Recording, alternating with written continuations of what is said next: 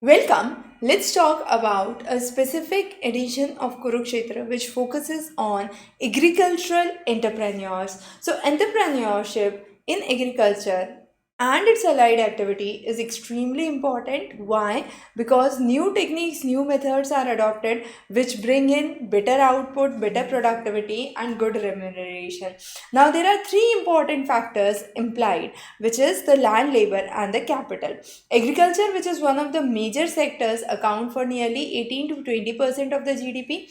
70% of the population depends on it, and the ratio of urban population to the total population has been growing drastically at a rate of 2.76, which is extremely high. Nearly 56% increase in the urban population is due to migration, then reclassification and changes in the boundary. There are various sectors which respond to it, which lead to agricultural processing. For example, food processing, fisheries, smart agri-tech, vermicomposting, soil testing, and so on. So what is important is using the local resources, finding out the possibilities of post-harvest losses and reducing those. So there have been various schemes. One such interesting scheme is Aspire, which is a scheme for promotion of innovation and rural industries and entrepreneurship. Khadi and Village Commission schemes aim at bringing more opportunities for self-employment. The next is Gramodyog Vikas Yojana, that aims to increase traditional skills of rural artisans. Raftar scheme, which is the remunerative approach for agriculture and allied sector rejuvenation, which makes farming a remunerative economic activity. There are creations of pre and post harvest infrastructures, entrepreneurships, and innovations, appointment of 5 knowledge partners and 24 agribusiness incubators. Then the idea to develop new entrepreneurs by aspiring entrepreneurs and capacity building. So there are various skills required for the same. For example, organizational skills, planning, coordinating, prioritizing; managerial skills, talking about human skills, technological know-how; motivation, communication skills, leadership skills, how one solves the problem; and then what are the opportunities. When it comes to opportunities, it can be related to just the agro produce, which is grinding of the grains, wheats, pulses; manufacturing the facilities, for example, strawberry factories or strawboard factories, sorry, sugar factories, bakeries. Then input manufacturing, where the input tools are produced; agro service, where equipments and implementation of machinery is done; and then there are various aspects for mushroom production, goat rearing, and others. The core competency aims at gaining the knowledge, the resources, and execution of the plan, knowing the input supply, financial services, and transportation. Then there is a GRAFS, which is a global forum for rural advisory services. It identifies the customer's requirement, collects, arranges the data, finds potential solutions, and helps in execution. There are various operational skills. Now these talk about the soil, the season, how this crop should be sowed, what is the method of fertility, and so on. To make this successful, one scheme which is ready, Rural Entrepreneur Awareness Development Yojana, has been incorporated, and this talks about education and agriculture at the undergraduate level. Promotion of women agripreneurs, where women would be involved as part of Startup Stand Up campaign. For women, there are various specific sections, for example, agri-tech, farming, marketing, business practices related to it. At present, there are only 14% agri entrepreneurs as women. It is found that one third of the startups are managed by women, but the proportion can still be increased.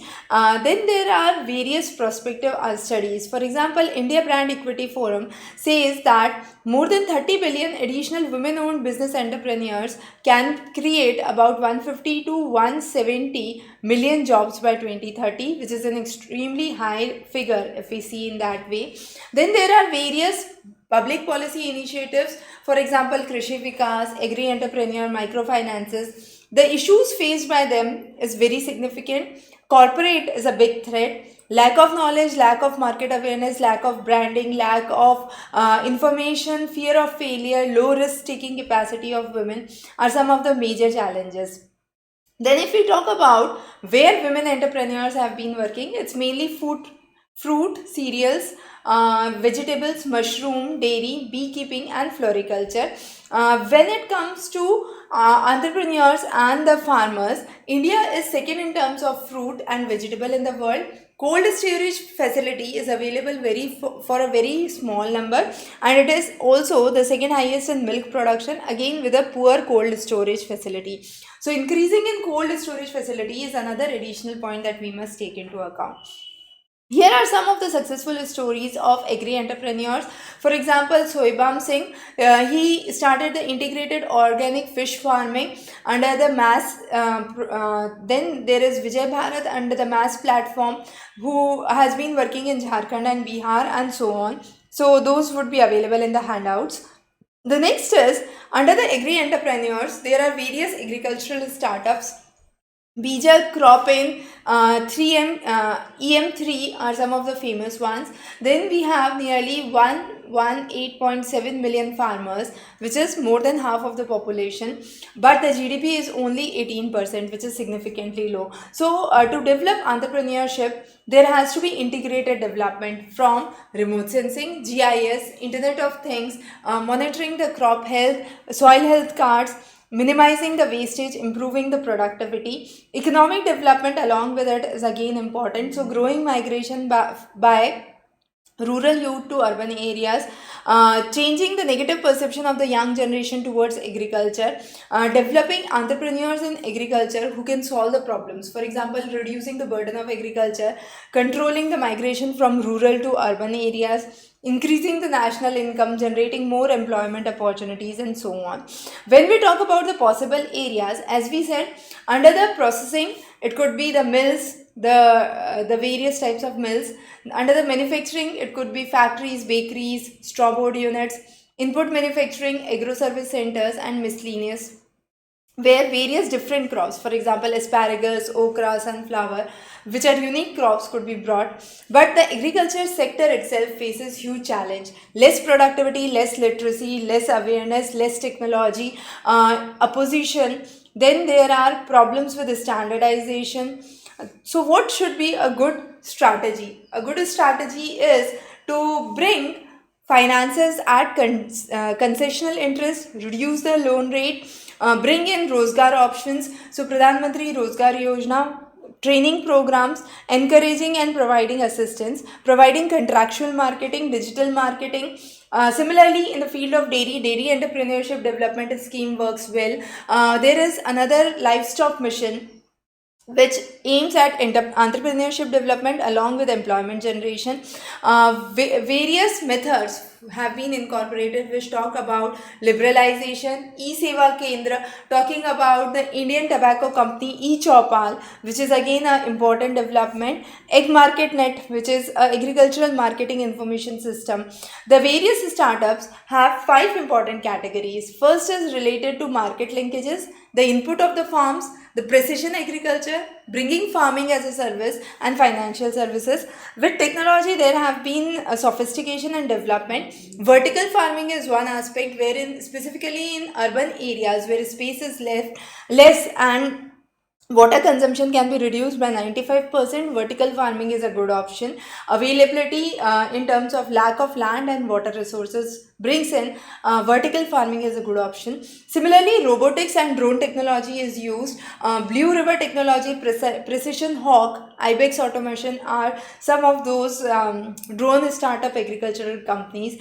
Organic farming is another important aspect where vermicomposting, natural composting, Jeevamrit, biofertilizer, biopesticides have been developed. So under the organic farming policy 2005, which is important for your UPSC mains, it aims at maintaining soil fertility, organic packages, bringing assurance in production and quality, adoption of biological methods for pest control, for weed management, development of domestic markets, improving farmers' income, generating employment, and so on. Now, talking about the various approaches, there are three important approaches we can go for. One is organic, where 100% organic sources are used; integrated, where 75-25 or 50-50 organic inorganic is used; and inorganic, where 100% inorganic is used, but that is as per the state recommendation. Again, there is another scheme which is Paramparagat Krishi Vikas Yojana, a centrally sponsored scheme which again aims to bring in organic methods and better facilitation and marketing of organic products. Bharatiya Prakritik Krishi Paddhati, which talks about natural farming. It is a submission of the Paramparagat Krishi Vikas Yojana under the Mission for Sustainable Agriculture.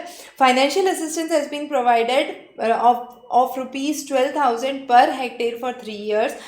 This scheme has been brought in 8 states as of now. There is another scheme for integrated nutrition management for organic value chain development for northeast areas, the National Rural Livelihood Mission on organic farming.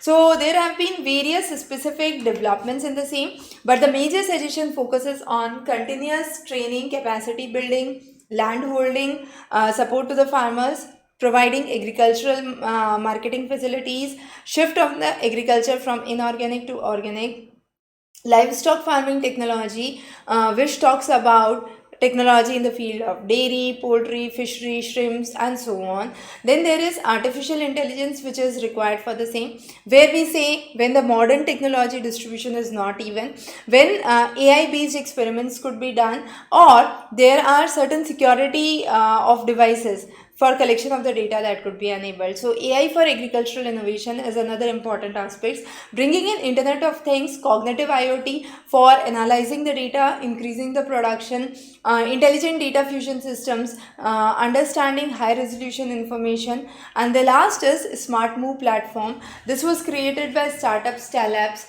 and it talks about where the output per animal is low, traceability is low, and the quality is not up to the standards.